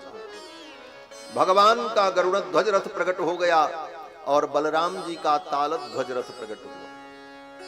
और उस रथ में घोड़े सारथी सब अस्त्र शस्त्र से सुसज्जित, आयुधानि च दिव्यानि पुराणानि यदृक्षया। और जो जो आयुध चाहिए वो सब प्रकार के आयुध अस्त्र शस्त्र उसमें थे। ऐसे दिव्य अद्भुत रथ प्रकट हुए, एक भगवान के लिए, एक बलराम जी के लिए, और दोनों भाई विराजमान हुए। और फिर जरासंध आया, जरासंध से युद्ध हुआ, उसकी संपूर्ण सेना को भगवान ने मार दिया, जरासंध को छोड़ दिया। बोले जाओ, जरासंध को भगा दिया। जंगल में आग लग गई, बच्चे रोने लगे, कैसे बचें, क्या करें, आग लग गई, देखो चारों तरफ आग ही आ गए। भगवान ने कहा आंखें बंद करो। सखाओं ने अपनी आंखें बंद की और भगवान गोविंद ने उस अग्नि को पानी के समान पी लिया, मुंह खोल करके सारी अग्नि को अपने अंदर समेट लिया। ये वेद के उस मंत्र को चरितार्थ किया है इस लीला के माध्यम से भगवान ने। कौन सा वेद मंत्र? बोले वेद में पुरुष सूक्त में एक जगह पर वर्णन आया, मुखाद अग्निर अजायत, भगवान के मुख से अग्नि का प्रादुर्भाव होता है, अर्थात अग्नि भगवान का मुख है। और भगवान के दो मुख हैं, भगवान का एक मुख अग्नि है और भगवान का एक मुख ब्राह्मण है। ब्राह्मणोस्य मुखमासीत वेद कहता है। और वहीं वेदों में उसी प्रकरण में कहा गया मुखाद अग्निर अजायत। ब्राह्मण और अग्नि ये दो परमात्मा के मुख हैं। इसीलिए भगवान को आहुति दी जाती है तो कहां दी जाती? बोले अग्नि में दी जाती है। यज्ञ किया जाता तो अग्नि में किया जाता, पानी में नहीं किया जाता। 5 तत्व में पानी भी है, वायु भी है, धरती भी है, आकाश भी है, अग्नि भी है। लेकिन अग्नि तत्व में ही आहुति इसीलिए दी जाती है कि अग्नि परमात्मा का मुख है। मुखाद अग्निर अजायत। इसीलिए यज्ञ में अग्नि में आहुति दी जाती है। बोले एक मुख में तो आहुति दे दी, अब दूसरा मुख? बोले दूसरा मुख ब्राह्मण है। बोले तो ब्राह्मण के मुख में भी आहुति दो।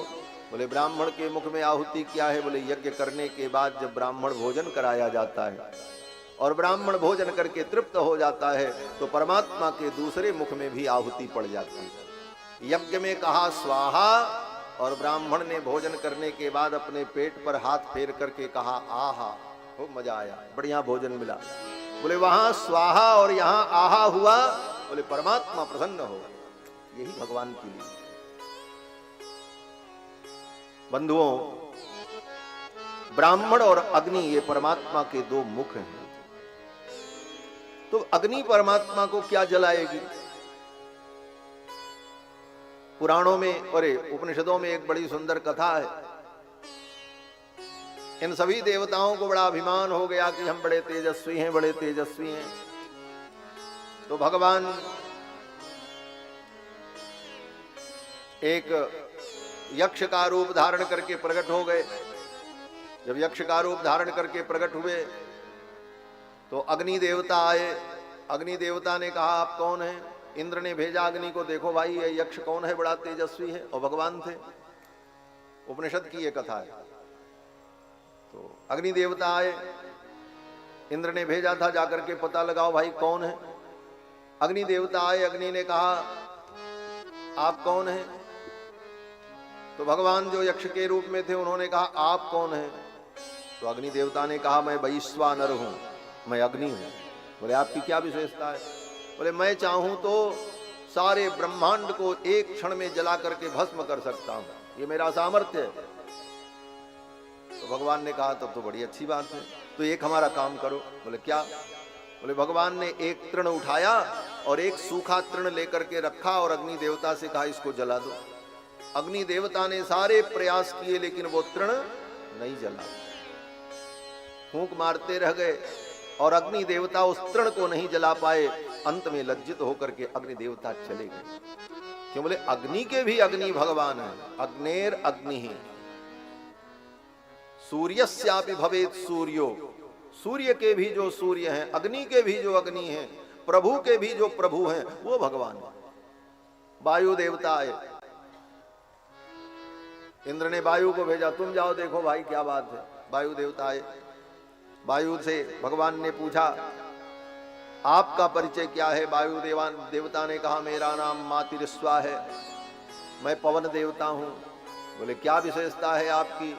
पवन देवता ने कहा हम ब्रह्मांड में जो चाहें बड़े बड़े ग्रह पिंड को भी उड़ा करके ले जा करके कहीं भी फेंक दें, सारे ब्रह्मांड को हम उड़ा सकते हैं, ये मेरा सामर्थ्य है। भगवान ने एक तिनका रखा, कहा इसको उड़ा दो। पवन देवता नहीं उड़ा पाए, चले गए। ये सब कथाएं हैं, ये सब उपनिषदों में जो कथाएं हैं उन्हीं का विस्तृत व्याख्यान पुराणों में वेद व्यास जी ने किया है। तो अग्नि परमात्मा का मुख, अग्नि भगवान को क्या जलाए? जरासंध तो चला गया, भगवान वहां से कुछ छलांग लगाए कृष्ण बलराम दोनों भाई और पहुंच गए कहां? बोले द्वारिका।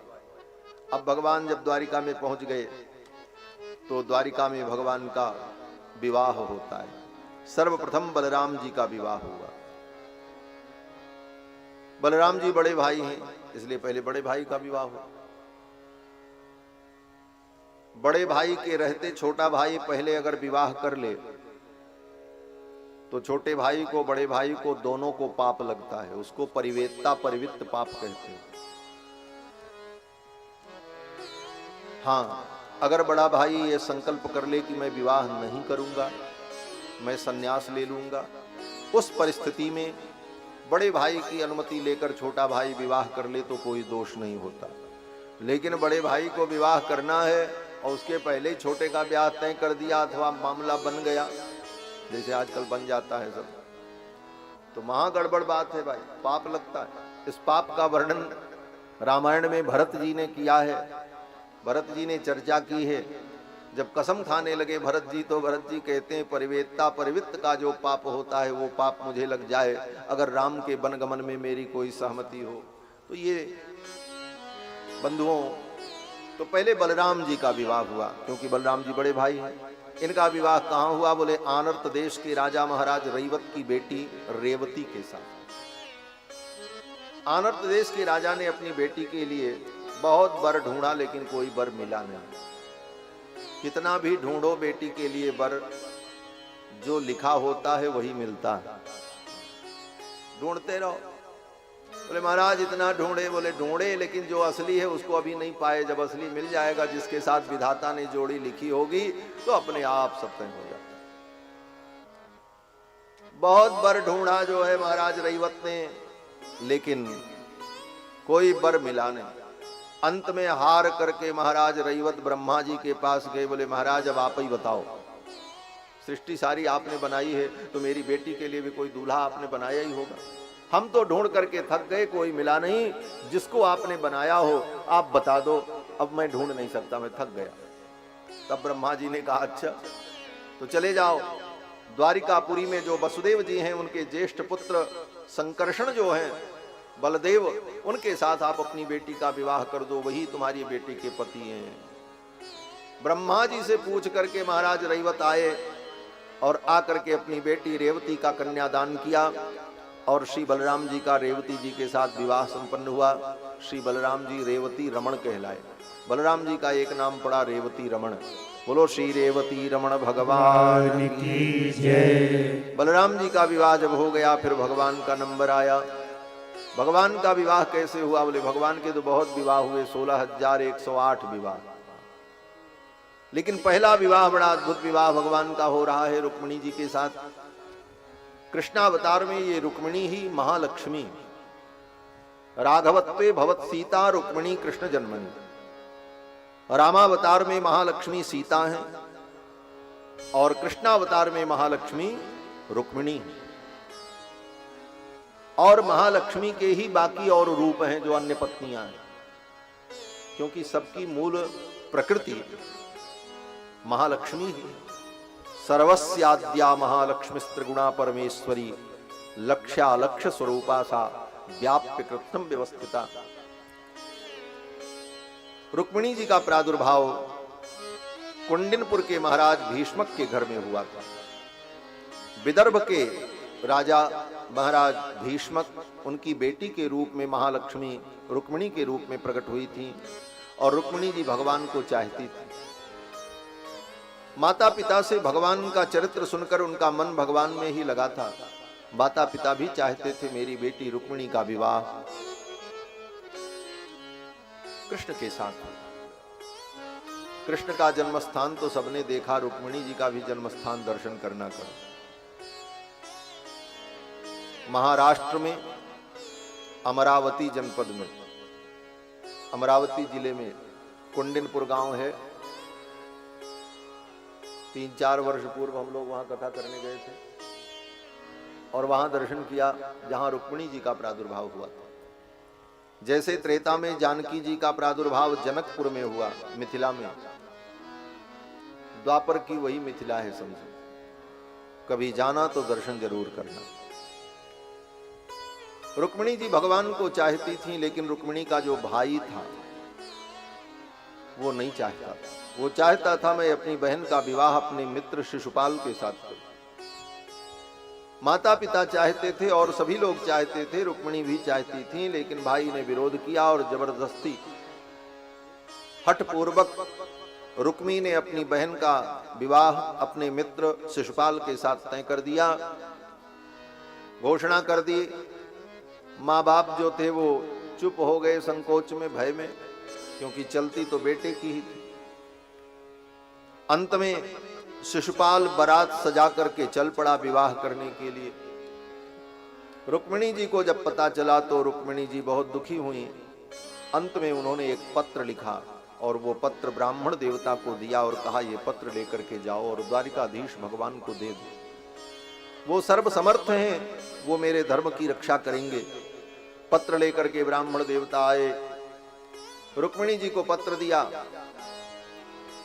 ओ भगवान कृष्ण को पत्र दिया। भगवान कृष्ण ने उस पत्र को ब्राह्मण को दिया, कहा पढ़ करके सुनाओ इसमें क्या लिखा है।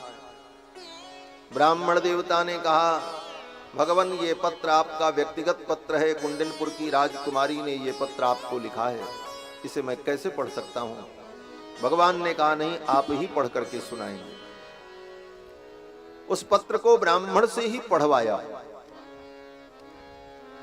स्वयं भगवान भी पढ़ सकते थे, लेकिन भगवान ने सोचा रुक्मिणी ने जो कामना की है, अगर ब्राह्मण के मुख से मैं श्रवण करूंगा, ब्राह्मण के मुख से रुक्मिणी की कामना प्रकट होगी तो ब्राह्मण का वचन सत्य हो जाएगा, ब्राह्मण की वाणी सत्य हो जाएगी और ब्राह्मण का आशीर्वाद मिल जाएगा।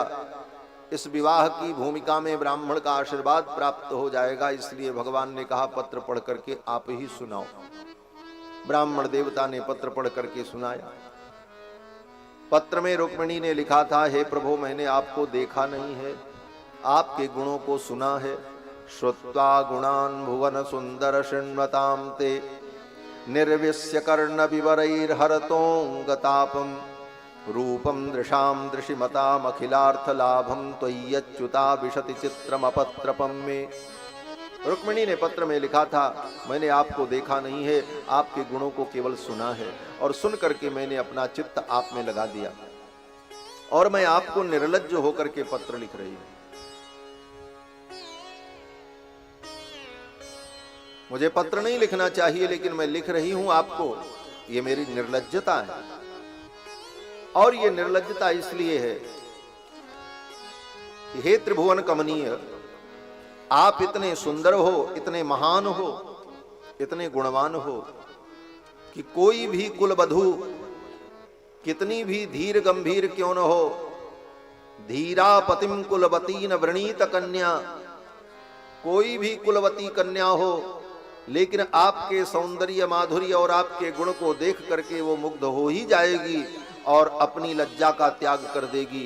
तो अगर मैं भी अपने लज्जा का त्याग करके आपको पत्र लिख रही हूं तो इसमें मेरा दोष नहीं है, दोष तो आपके गुणों का है, आपकी विशेषताओं का। और हे गोविंद, आप आओ और मुझे ले चलो। अगर आप नहीं आए और शिशुपाल से मेरा विवाह हो गया तो मैं तो अपने प्राणों का त्याग करके अपने धर्म की रक्षा कर लूंगी, लेकिन अपमान आपका होगा कि एक सिंह के भाग को एक सियार लेकर के चला गया, सिंह के शिकार को एक गीदड़ लेकर के चला गया। ये आपके शौर्य पर प्रश्न चिन्ह होगा। और अगर आप ये कहो कि रुक्मिणी मैं तुम्हें लेने आऊंगा तो वहां युद्ध होगा, लोग मारे जाएंगे, महल के अंदर से मैं तुम्हें कैसे निकाल पाऊंगा, तो रुक्मिणी ने कहा इसकी चिंता आप मत करना, मैं आपको उपाय बता देती हूं। मेरे यहाँ की कुल परंपरा है, विवाह के एक दिन पूर्व कन्या नगर से बाहर बने हुए देवी मंदिर में देवी की पूजा के लिए जाती है। मैं भी देवी पूजा के लिए अपने सखियों के साथ जाऊंगी। पूर्वेद जुरस्ति महती कुलदेव यात्रा यस्याम बहिर्नव बधू गिरजा मुपेयात। और वहां से पूजा करके मैं मंदिर से जब निकलूं उसी समय आप मेरा हरण कर लेना, आपको महल में आना ही नहीं पड़ेगा। रुक्मिणी ने पत्र में सब कुछ लिख दिया। पत्र सुन करके भगवान बड़े प्रसन्न हुए, ब्राह्मण देवता का हाथ पकड़ लिया और कहा प्रगृह्य पाणिना पाणिम। अपने हाथों से उस ब्राह्मण के हाथ को पकड़कर भगवान ने कहा कि तथाहमपि तच्चित्तो जिस प्रकार रुक्मिणी का चित्त मुझ में लगा है उसी प्रकार मेरा भी चित्त रुक्मिणी में लगा है। निद्राम च न लभे निशि, रात में मुझे भी निद्रा नहीं आती, मैं भी रात भर तारे गिनता रहता हूं और रुक्मिणी का स्मरण करता रहता हूं। ऐसे ऐसे वचन भगवान ने कहे और ब्राह्मण से कहा चलो मैं अभी चलता हूं। भगवान रथ पर बैठे और उस ब्राह्मण को भी अपने रथ पर बैठाया और अकेले चल पड़े। कोई सेना नहीं, कोई सहयोगी नहीं, अकेले ब्राह्मण देवता को लेकर के चले और कुंडिनपुर की सीमा में पहुंच करके ब्राह्मण को रथ से उतार दिया और कहा अब आप अपने घर जाओ और जाकर के राजकुमारी को बता देना मैं आ गया हूं। ब्राह्मण देवता ने जाकर के सूचना दे दी। रुक्मिणी जी बड़ी प्रसन्न हुई। फिर भगवान ने विचार किया इस तरह चोरी चोरी रुक्मिणी को ले जाना ठीक नहीं है, कम से कम महाराज भीष्मक से तो मैं मिल ही लूं, इतनी दूर आया हूं। तो भगवान महल में गए और जाकर के महाराज भीष्मक से मिले। महाराज भीष्मक ने भगवान कृष्ण का स्वागत किया, मधुपर्क विधि से पूजन किया। और मधुपर्क विधि से जब पूजन चल रहा था तो महल में जो लोग थे और वहां जो दर्शक लोग थे वो सब लोग आपस में चर्चा करने लगे, अरे रुक्मिणी तो इन्हीं के योग्य है, रुक्मिणी का विवाह तो इन्हीं से हो तो अच्छा होगा। इस प्रकार सब कानाफूसी आपस में करने लगे और भगवान ने सुन लिया। भगवान का कान बहुत तेज है और ऐसे भी इस मामले में लोगों का कान बहुत तेज रहता है। भगवान ने सुन लिया और भगवान ने कहा कि जब रुक्मिणी चाहती ही है, लोग भी चाहते हैं और महाराज भी चाहते हैं तो फिर क्या आपत्ति है। फिर तो वहां से सम्मान प्राप्त करके भगवान आए और इधर रुक्मिणी जी मंदिर में जब पूजा करने गई और पूजा समाप्त हुई और पूजा करके रुक्मिणी जी मंदिर से बाहर जब निकलने लगी तो बार बार उनके चंचल नेत्र कृष्ण को ही ढूंढ रहे थे। कृष्ण आए नहीं, कृष्ण आए नहीं। बार बार अपने आंचल को उठाकर दूर तक निहारती, कृष्ण किधर से आ रहे हैं, अभी तक आए नहीं। पूजा संपन्न हो गई। सखियां कहती चलो। रुक्मिणी जी सोचने लगी अब सखियां मुझे लेकर के महल में चली जाएंगी तो रुक्मिणी जी जानबूझ करके बहुत धीरे धीरे चल रही हैं। पदा चलंतीम कुलहंस गामिनी, धीरे धीरे चल रही हैं कि जितना समय बीते कृष्ण आ रहे होंगे, आ रहे होंगे, इसलिए जानबूझ करके धीरे धीरे पैदल चल रही थी और कभी इधर देखती कभी उधर देखती। और तब तक रुक्मिणी जी ने देखा कि भगवान का गरुणध्वज रथ आ गया। गरुणध्वज रथ जब आया, रथ के आने की ध्वनि को रुक्मिणी ने सुना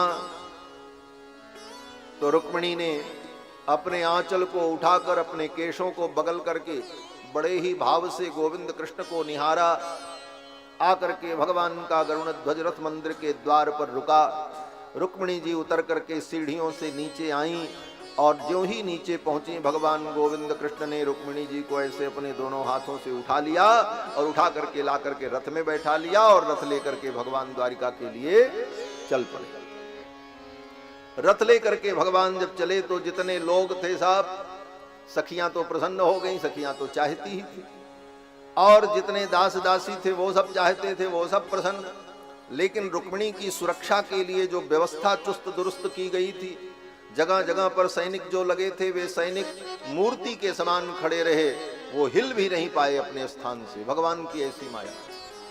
और कितनी सेना लगी थी, कई राष्ट्र की सेनाएं रुक्मिणी की सुरक्षा के लिए लगाई गई। दुर्योधन की सेना, शिशुपाल की सेना, जरासंध की सेना,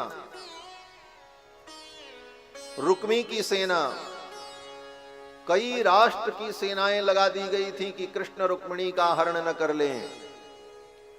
और इतनी सेनाओं के बीच में सुरक्षित रुक्मिणी का भगवान ने हरण कर लिया और रुक्मिणी को लेकर के भगवान चले गए। ये लीला क्या है? बोले देखो, त्रेता युग में जो राम है वही कृष्ण है यहाँ, और त्रेता युग में जो सीता है वही यहां रुक्मिणी है, और त्रेता युग में जो रावण था वही यहां पर शिशुपाल है। 3 जन्म द्विज वचन प्रमाण। इस लीला के माध्यम से भगवान शिशुपाल को अनुभव कराना चाहते हैं पिछले जन्म में तुम रावण थे, बहुत बड़े वीर थे, तुम्हारे पास 20 भुजाएं थी, 10 सिर था, ब्रह्मा का वरदान था, अजेय थे, फिर भी चोर के समान आकर के एकाकी सीता को अकेले पा करके तुम मेरी सीता को लेकर के चले गए। तुमने सीता हरण किया और मुझे दुख हुआ, लेकिन आज तुम अनुभव करो, जिसको तुम चाहते हो, जिन सीता से तुम विवाह करना चाहते हो, वही तो रुक्मिणी है। और आज मैं हरण करने जा रहा हूं और मैं अकेले आया हूं और तुम्हारी 4 राष्ट्र की सेनाएं सुरक्षा में लगी हैं, लेकिन मेरा कुछ नहीं बिगाड़ सकता। 4 राष्ट्र की सेना सुरक्षा में लगी थी रुक्मिणी जी की, और भगवान अकेले आए और रुक्मिणी जी को लेकर के चले गए। पीछे से जब पता चला शिशुपाल को कि जिसके साथ विवाह होना था उस दुल्हन का तो हरण हो गया, दुल्हन लई गए लक्ष्य निवासा, नृप समाज सब भयो निराशा। नृप समाज सब निराश हो गया, दुल्हन को तो ले गए ठाकुर जी। अब तो शिशुपाल रोने लगा, अब मैं क्या मुंह दिखाऊंगा, दुनिया मुझे क्या कहेगी कि जिसके साथ विवाह होने वाला था उस कन्या का कृष्ण ने हरण कर लिया। मैं तो कहीं मुंह दिखाने लायक नहीं रहा, हल्दी उल्दी लगा करके बैठा था बेचारा ब्याह करने के लिए, अब तो उसकी बड़ी बेइज्जती हुई, रोने लगा। अब सब मित्र उसके समझाने लगे, अरे यार क्यों रोते हो, कोई ब्याह हुआ था, अभी तो ब्याह तय हुआ था, होने के बाद अगर हरण होता तब कोई बात थी, ये तो पहले ही ले गया कृष्ण। अरे बोले कोई बात नहीं, लेकिन फिर भी दुनिया क्या कहेगी, जिससे विवाह तय था, इतनी सेना लगी थी, फिर भी पत्नी का हरण कर लिया, मैं क्या मुंह दिखाऊंगा। खूब रो रहा था शिशुपाल, किसी के समझाने पर वो न माने। तो समझाने के लिए कौन आया, बोले समझाने के लिए जरासंध आया। और जरासंध ने आकर के कहा, शिशुपाल क्यों रोते हो, इसमें कोई बहुत बड़ी तुम्हारी बेइज्जती नहीं हुई, और राजाओं के साथ ये सब होता रहता है। मुझे देखो, 17 बार कृष्ण ने पटक पटक करके मारा है मथुरा में, फिर भी मैं जिंदा हूं, कहां मर जाऊं। मुझे देख करके तुम धैर्य धारण करो, यही कहा है जरासंध ने। त्रयोविंशतिभिः सैन्यैर्जिज्ञ एकमहं परम तथाप्यहं न सोचामि न प्रहिष्यामि करहचित। इसके बाद भी मैं कुछ नहीं सोचता हूं, मस्त रहता हूं, तुम भी मस्त रहो, जो होना था हो गया। तब जाकर के शिशुपाल को थोड़ा संतोष हुआ। और इधर रुक्मिणी का भाई रुक्मी पीछे पीछे दौड़ पड़ा, जाकर के भगवान को आगे घेर लिया। फिर भगवान से उसका युद्ध हुआ, भगवान ने उसको खूब मारा। शालिग्राम जी की सेवा बढ़िया से की, और उसके बाद अपनी तलवार निकाली और गला काटने चले। रुक्मिणी ने चरण पकड़ लिया भगवान का, प्रभु छोड़ दो, मेरा भाई है। रुक्मिणी जी के कहने पर भगवान ने छोड़ दिया, लेकिन उसके सिर के बाल बना दिए, 5 जगह चोटी छोड़ दी थोड़ी थोड़ी। तब तक पीछे से बलराम जी पहुंच गए। बलराम जी ने सोचा बिगड़ी बात को बनाना चाहिए, बड़ों का यही काम होता है, छोटे अगर कुछ बात बिगाड़ दें तो बड़ों को बुद्धिमानी पूर्वक उसे संभाल लेना चाहिए। बलराम जी आए और बलराम जी ने उठा करके उसको, उसके धूल उल को झाड़ा और उसको सांत्वना दी। बोले देखो देखो भाई, दुखी मत हो, ये सब क्षत्रियों का धर्म है, क्षत्रियों में ये सब मारपीट लड़ाई झगड़ा चलता ही रहता है। और कृष्ण को भी थोड़ी मीठी डांट लगाई। बोले कृष्ण, अरे कम से कम तुम्हें इतना संकोच करना चाहिए, तुम्हारा संबंधी है, संबंधियों के साथ ऐसा व्यवहार नहीं करना चाहिए। ये सब कह करके, दोनों तरफ की बातें कह करके बलराम जी ने किसी प्रकार उसको समझा करके शांत किया, और रुक्मिणी को लेकर के भगवान द्वारिकापुरी आ गए। और भगवान जब रुक्मिणी को लेकर के द्वारिकापुरी आए तो द्वारिका में परम आनंद हुआ। द्वारिकायाम अभूत राजन महामोद पुरौकसाम रुक्मिण्या रमयोपेतम दृष्ट्वा कृष्णम श्रियःपतिम। श्रीपति भगवान को रुक्मिणी के सहित देख करके द्वारिका के लोग परम आनंदित हुए। और फिर द्वारिका में सुंदर मंडप का निर्माण हुआ और बड़े धूमधाम से भगवान श्री कृष्ण का रुक्मिणी जी के साथ विवाह संपन्न हुआ। सखाओं ने कन्हैया को दूल्हा वेश में सजाया और रुक्मिणी जी को सखियों ने दुल्हन वेश में सजाया। रुक्मिणी जी कहती, मेरे हाथ में मेहंदी लगा दो, मुझे सजा दो, मुझे आज कृष्ण की दुल्हन बनना है। आओ मेरी सखियों मुझे मेहंदी लगा दो, मेहंदी लगा दो मुझे ऐसा सजा दो, मुझे श्याम सुंदर की दुल्हन बना दो, मुझे श्याम सुंदर की दुल्हन बना दो, मुझे श्याम सुंदर की दुल्हन बना दो, मुझे श्याम सुंदर की दुल्हन बना दो। आओ मेरी सखियों मुझे मेहंदी लगा दो, आओ मेरी सखियों मुझे मेहंदी लगा दो, मेहंदी लगा दो मुझे ऐसा सजा दो, मेहंदी लगा दो मुझे ऐसा सजा दो, मुझे श्याम सुंदर की दुल्हन बना दो, मुझे श्याम सुंदर की दुल्हन बना जय दो। हो।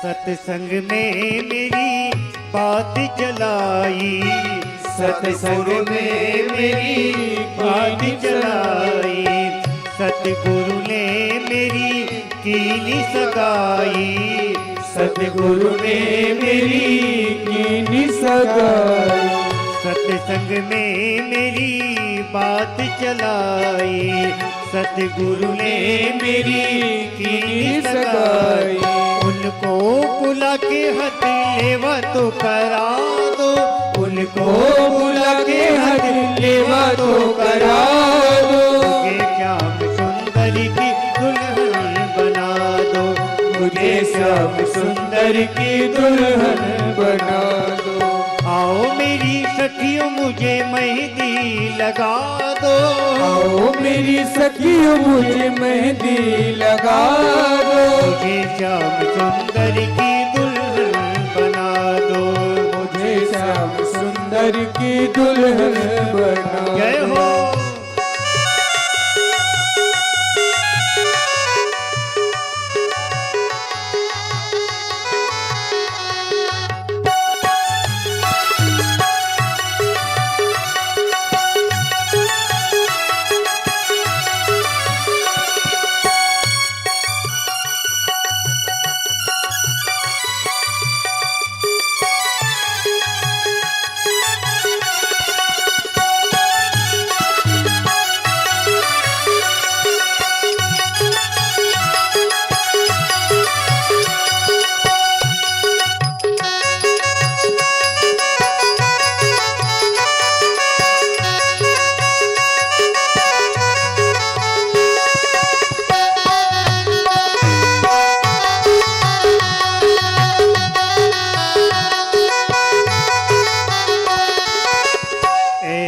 पहनु चूड़ी कबहू न टूटे, ऐसी पहनु चूड़ी कबहू न टूटे, ऐसा बनूं दुल्हा कबहू न छूटे, ऐसा बनूं दुल्हा कबहू न छूटे, अचल सुहागी की बिंदिया लगा दो, अचल सुहाग की बिंदिया लगा दो, चली सुहागी की बिंदिया लगा दो, अचल सुहाग की बिंदिया लगा दो, मुझे श्याम सुंदर की दुल्हन बना दो, मुझे श्याम सुंदर की दुल्हन बना दो। आओ मेरी सखियों मुझे मेहंदी लगा दो, आओ मेरी सखियों मुझे मेहंदी लगा दो, मेहंदी लगा दो मुझे ऐसा सजा दो, मेहंदी लगा तो मुझे ऐसा सजा दो, मुझे श्याम सुंदर की दुल्हन बना दो। मुझे श्याम सुंदर की दुल्हन बना दो। बधाई हो।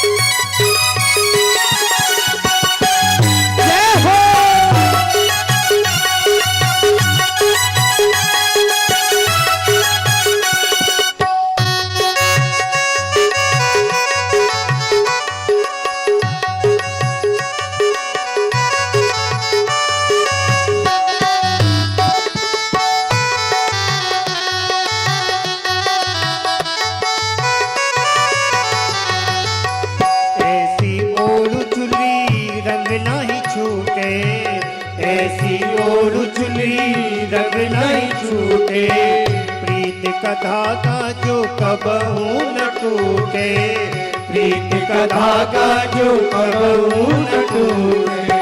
आज मेरी मोतियों से मांग भरवा दो, आज मेरी मोतियों से मांग भरवा दो। मुझे श्याम सुंदर की दुल्हन बना दो, मुझे श्याम सुंदर की दुल्हन बना दो। अरे मुझे श्याम सुंदर की दुल्हन बना दो, मुझे श्याम सुंदर की दुल्हन बना दो।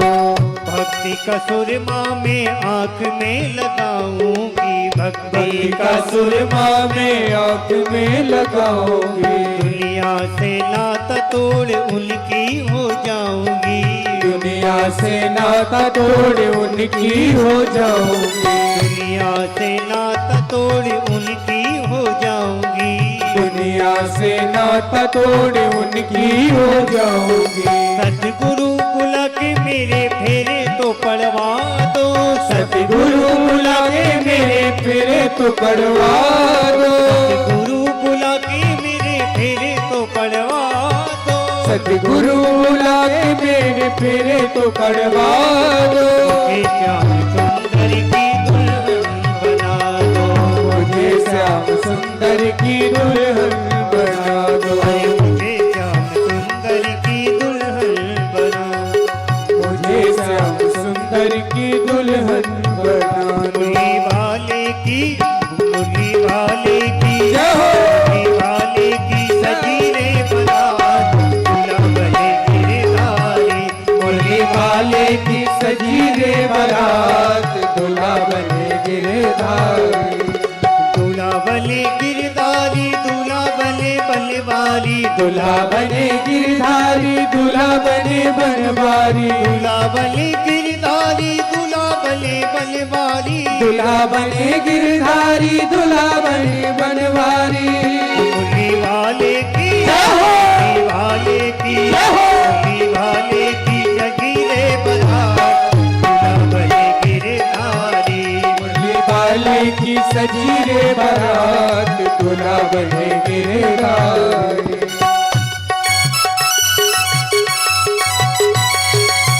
जय हो।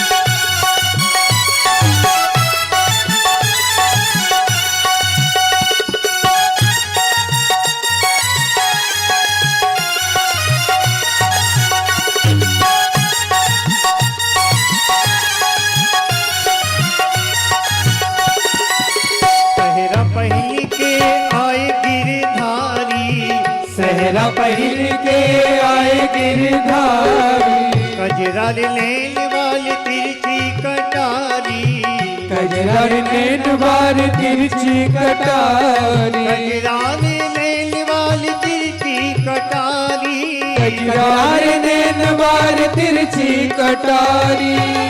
सब नाचे जय हो, नाचे जय हो, सब नाचे दे देता सब नाचे दे देता दूल्हा बने गिरधारी। मुरली वाले की सजी रे बारात दूल्हा बने गिरधारी। मुरली वाले की सजी रे बारात दूल्हा बने गिरधारी।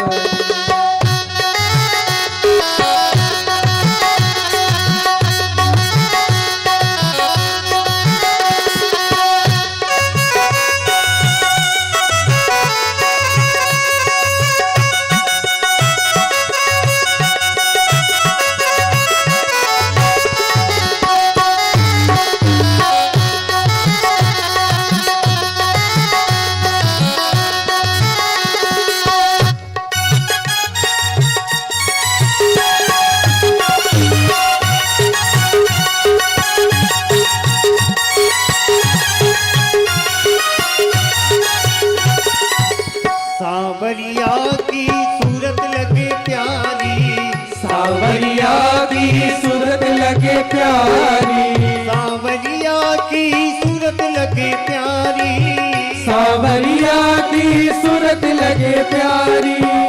सब हो जाओ बलिहार दूल्हा बने गिरधारी।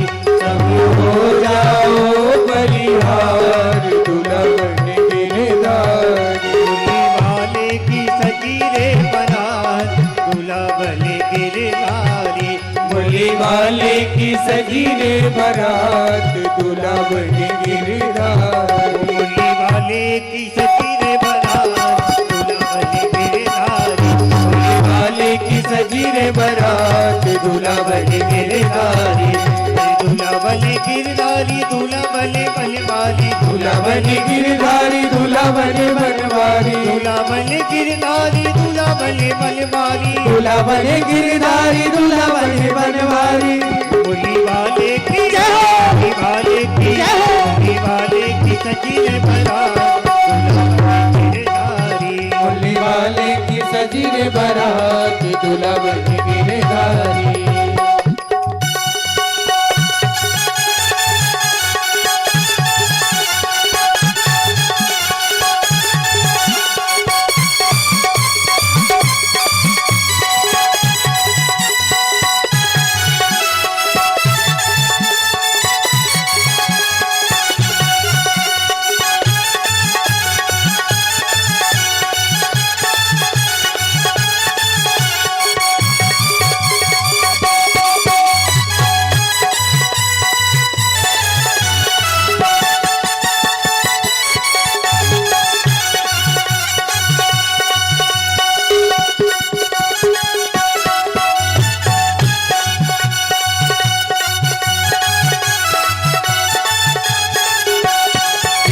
मुकुट अरु तिलक बिराजे, मुकुट अरु तिलक बिराजे, शीश मुकुट अरु तिलक बिराजे, शीश मुकुट अरु तिलक बिराजे। गले में जलती माला हमें तो बड़ो प्यारो लगे। गले में जलती माला हमें तो बड़ो प्यारो लगे। दुल्हा बने नंद लाला हमें तो बड़ो प्यारो लगे। दुल्हा बने हैं नंद लाला हमें तो बड़ो प्यारो लगे।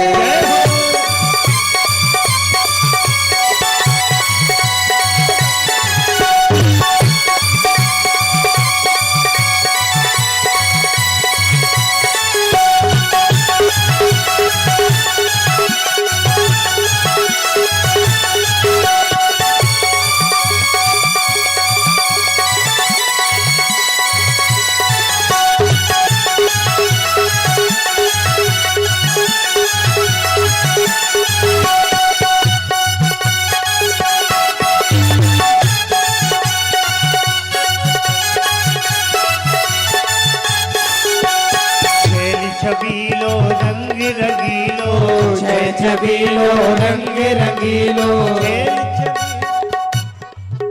दूसरों के आप नाचते हो और क्या क्या करते हो पता नहीं, लेकिन भगवान के विवाह में जो आनंद से नाच लेगा उसको संसार की माया में नहीं नाचना पड़ेगा। पक्की बात। छल छबीलो छल छल